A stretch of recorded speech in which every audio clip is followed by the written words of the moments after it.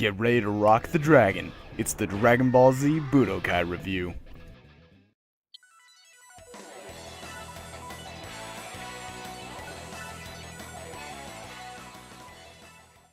Here it is, folks. The redeeming factor in my childhood, DragonBallZ. Now, do I even have to explain Dragon Ball Z? It's an insanely popular anime. Almost everybody knows about it. Coupled with the immensely popular anime, Dragon Ball Z has tons of video games under its belt, at least one game a year since the early 2000s. However, this is the first game that really kick-started that popularity. Dragon Ball Z Budokai is your typical fighting game. And in terms of story, there's not much to really talk about here. It pretty much matches the anime perfectly. If you're a fan of the anime, you'll like this, and that's likely the only reason you're even playing the game to begin with, so I won't go over the story and bore you. So let's get right down to the nitty-gritty stuff, the fighting mechanics. And a little warning, this is going to be an insanely short review, considering there's not as much to talk about as there has been with previous games. I do apologize in advance for this. So as I stated earlier, Dragon Ball Z Budokai is your typical fighting game. However, it's much more basic than others. You only have 4 basic options: a punch button, a kick button, a key button, and a guard button. Performing special moves boil down to hitting the punch and kick button in a certain combination and then ending with the key button. And as you can probably guess, this means combat becomes very repetitive, very fast. Sure, there's more depth to the game than that. However, since you're playing as Goku through the entirety of the story mode, the easiest way to play the game is just mash the buttons and then end each combo with a Kamehameha wave.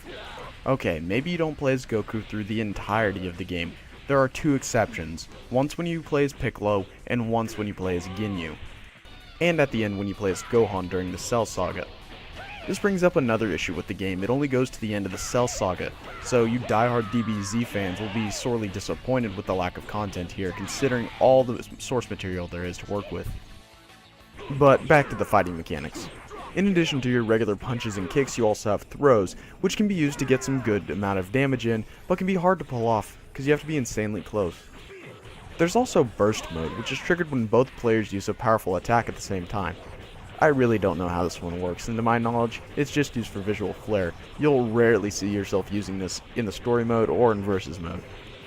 As you've probably noticed, you can also fly, but honestly, this really doesn't do much for the combat. In addition to the regular fights, there are also stupid mini-games which, to my knowledge, serve no other purpose than to break the monotony that is the fighting. In terms of visuals, I guess the game's okay. It's an early PS2 game and damn does it show. Seriously, these cutscenes have aged terribly. But hey, the voice acting's great, seeing as all the actors from the anime reprise their roles here. Okay, maybe not all of it's great. This can't be.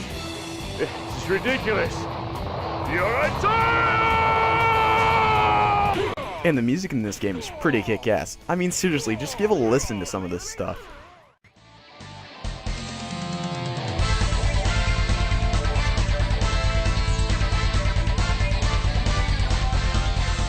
I don't care what you say, that is hype as shit. I guess when you get down to it, Dragon Ball Z Budokai is just too basic of a fighting game for anybody except for fans of the anime to enjoy. And even at that, you're likely going to play more recent games in the series because they have more content and other modes to offer. Sure, there are other things that I could have talked about in this review, the versus mode, the tournament mode, the capsule system, but I'd rather save that for a later date in a future game because I will be going back to the series eventually. Look forward to it. Well, I guess that was a little disappointing. I knew the review was going to be short from the beginning. It's a fighting game, but I just felt like I had to give this series a little bit of love considering how big it impacted my childhood. Well, next week we'll be handling something. Look forward to it, and thank you guys for watching.